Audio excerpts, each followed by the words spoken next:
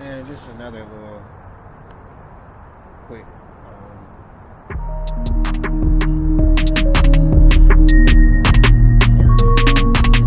just really testing it out to see where I'm trying to take it because I'm trying to do some more things. Wow, so here we go. Wow. Alright, we got it going. So yep. Just recording a couple of things. I'm trying to get to here we are. ChatGPT. We already know what's going on. A lot of people do have figured it out, but basically in November of last year, 2022, right towards the end of the year, ChatGPT dropped.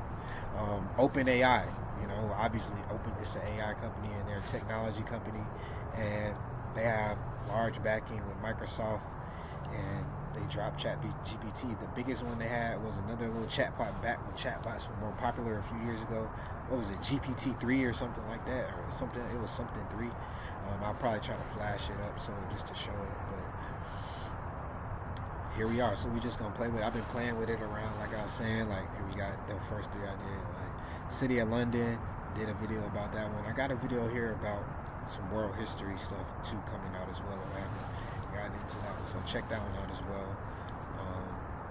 So here we are. This is it. That's where I got the quantum one. I just basically clicked this one. But I like the fact that I played around with a little coding also on it. I don't know why that's not showing up as well. But maybe in the quantum computing. But I like that. So let's get into just a little discourse on it, on what I have and what I'm thinking about it. Here, it's saying that it can do. Remembers what the user said earlier in conversation, allows the user to provide follow-up corrections and train to decline inappropriate requests. I don't know what that is. I feel like that's weird. Oh, that's actually what I want to get in touch with a lot also. Tap on. It seems like they have the reins on this a lot.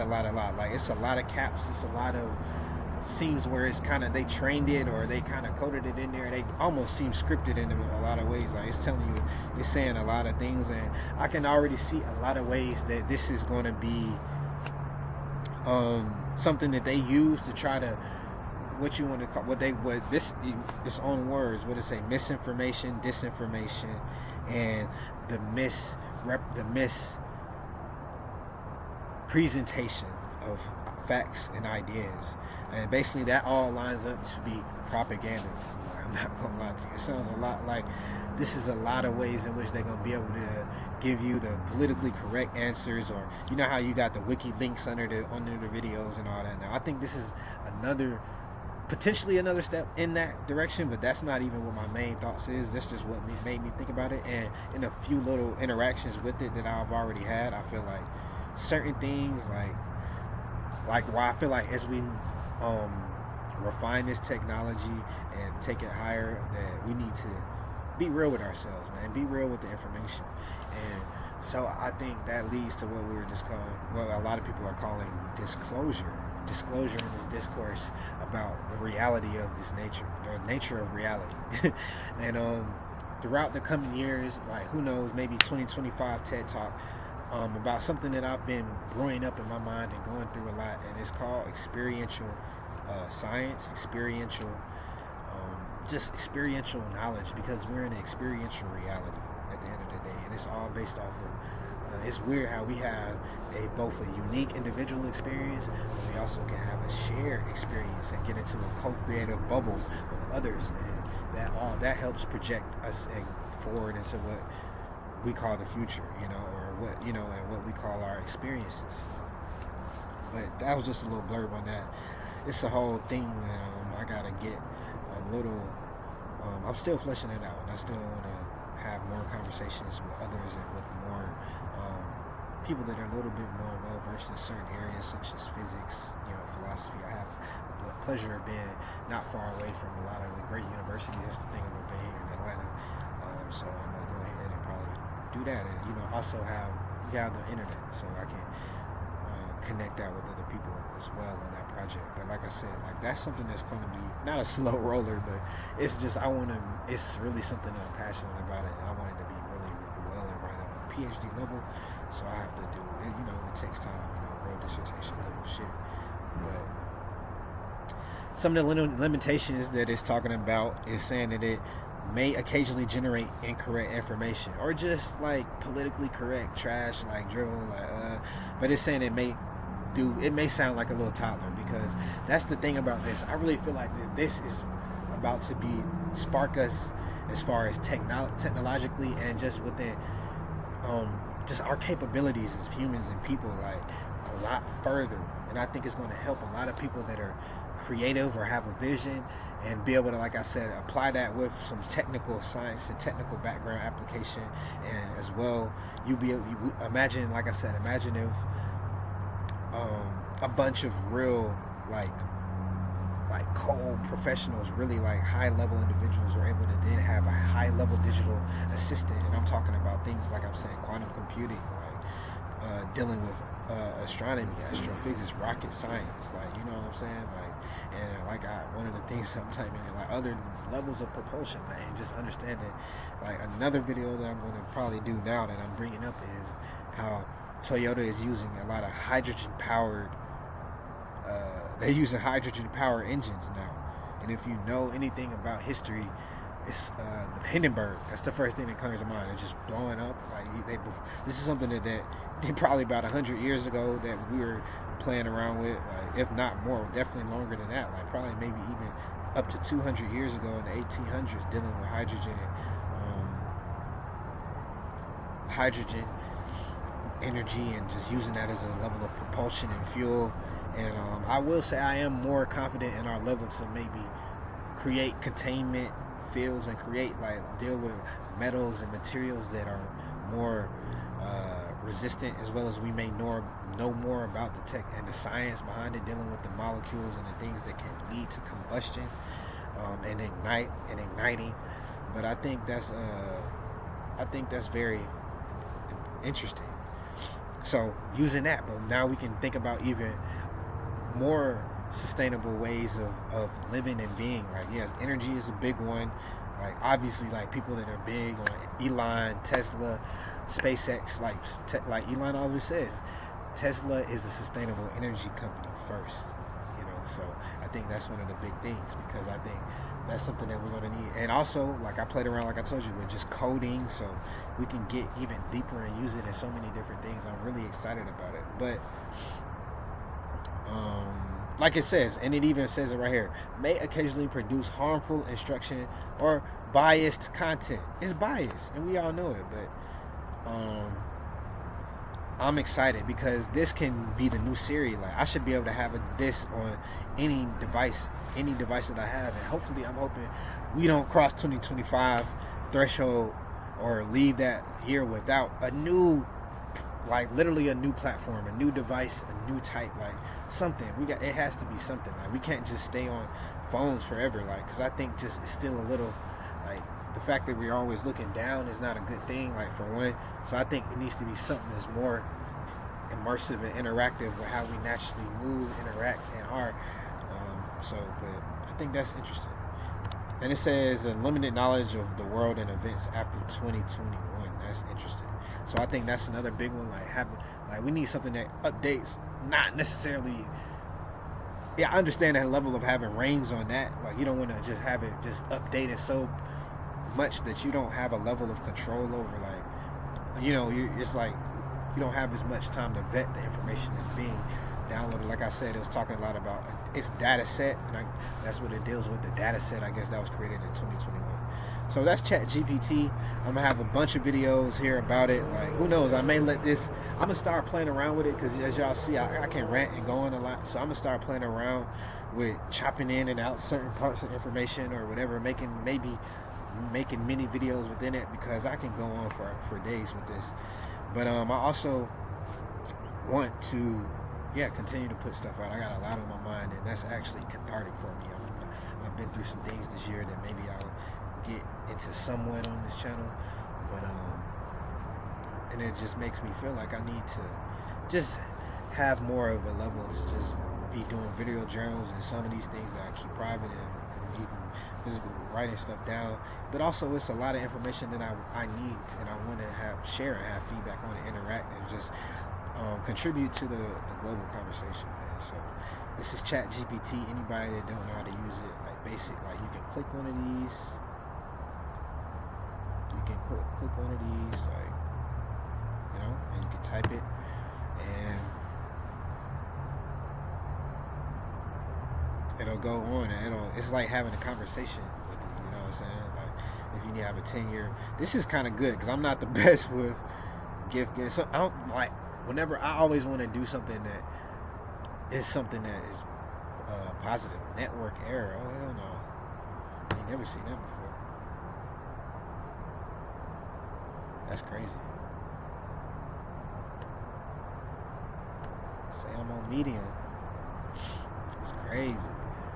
I don't know. I don't know what's going on. It's just. Oh, is it because I'm recording it or something? I don't know. I never dealt with that before. But yeah, I always want to give something that is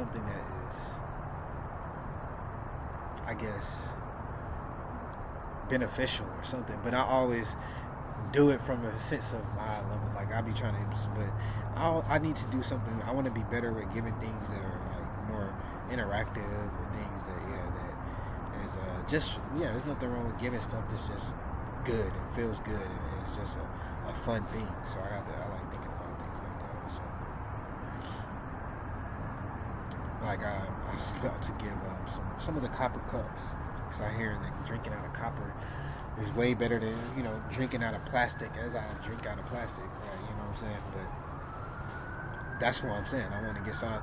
I gotta start giving these gifts to myself first, and then that's probably what I need to do. Like every time I have a gift, I need to think of an idea. I need to buy one first for myself to make sure it's good. Like nothing wrong with that.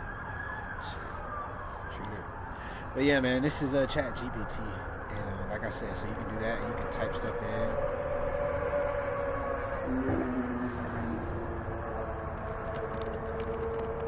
What about technology? Let's see what this says. Now I'll definitely probably clip this and I made it a couple videos. But what about technology? Here's some ideas for a technology-themed birthday party for a 10-year-old. We can just use this as some type of case study. Have a video game party, obviously, where the birthday child and their friend can play their favorite video games on consoles or computer. I mean, if I was 10 years old, I probably would have enjoyed that. I probably did that a few times. Host a virtual reality party where children can use VR headsets to explore virtual worlds or play games. That's next level already. Like going to a VR, like one of those VR places or something like that. Organize a robotics party where the children can build and program their own robots using kits or software. Okay, that's dope. I like that. I did that. Like I went to this thing called this little summer camp, like whatever, SIG, and it was a robotics class, and we had to mess with robots and stuff like that. So that sounds fun. Plan a movie making party where the children can create their own short films using a smartphone or camera and basic editing software. A movie making party. Now that's dope. Now that's probably what I do. That's what I'm saying. I like these ideas. Like let's learn some skills, like a coding party where we can learn to code and create their own protocols. That's what I'm gonna start doing. Have a drone flying party where the children can learn to fly drones and compete in drone challenges or races. I like these because those are things that you can those are skills that potentially could be useful within the next 10 years of your life. Organize a social media party. I'm not really the biggest fan of social media, but let's do it. Where the children can learn about online safety and how to use social media platforms. Online safety. Now that doesn't sound like a birthday party, but okay. But also, this is another thing that I was talking about like it's like that's not a real answer. Like, come on, bro. Like, that's not a birthday party. But it's like, all right, you just sounded like you getting edited right there, but it's all good. Host a video chat party where children can connect with friends and family members using video call software. That's not a birthday party. That's just like to me, it'd be a cool little Saturday. I wouldn't use that as a birthday party idea, but that's cool. Plan a virtual escape room party. That sounds lit. Where the children can work together and solve puzzles and challenges online. It's lit. I want to do that. I actually want to do that myself. And host a virtual concert party. First time out. that reminds me of what's that that show, Alice in Borderland. Ooh, I know why it's the first episode of that one. That's kind of crazy. Alice in Borderland. I might make a video about that one. Alice in Borderland. Anyway, number 10, host a virtual concert party where children can watch their favorite bands or artists or perform live. That's interesting. I thought they were going to say learn how to make beats or something. That would be fire. But that's dope. I actually like this. See, like, that's a good assistant right there. You get a bonus, man. If seeing the kids, man, I just text my assistant an extra couple hundred. Like, let's go. Like, you made the night. Like, you made the whole weekend. Like, they're having a blast. I mixed them all up. I told them they can stay over for the weekend, play video games on Friday. Saturday, we going to do some outdoor activities and coding or something. Sunday, we going to, and then end it with the skate room party and the movie. Sunday, we going to make a quick thing and y'all going to go home. Or switch it, make Sunday the outside day or something. I don't know, something like that. Like, tire them out before they go home so they can parent. I don't know. But yeah, there we go, man. ChatGPT. So I just feel like that's a real cool. That's a great assistant. That's dope. I ain't gonna lie. Like I'm gonna start using this just more than because I be wanting more. Sometimes Google leaves more to be desired. But what I would like if it could get to the point of being more Google, where it's a little bit more visual. If I can have more links and be able to see like and have like some type of images or videos or whatever you call them, the little moving images, the GIF ones, GIFs or whatever. Somebody figure that one out for me. Let me know what it's called. And that's it. That's dope. But yeah, man, chat .openai.com, man. From OpenAI, it's called ChatGPT. And it's like a lot of people are thinking of new innovative ways to do a lot. Like, you know what I'm saying? A lot of people are thinking of new innovative ways to build businesses, pump out content. I'm gonna do some videos also. I've been playing around with the visual creators and the content creators that these AI bots have, that these AI software is able to produce for us now. So they're able to, I've seen where they're able to pick tables, like where, all right, well,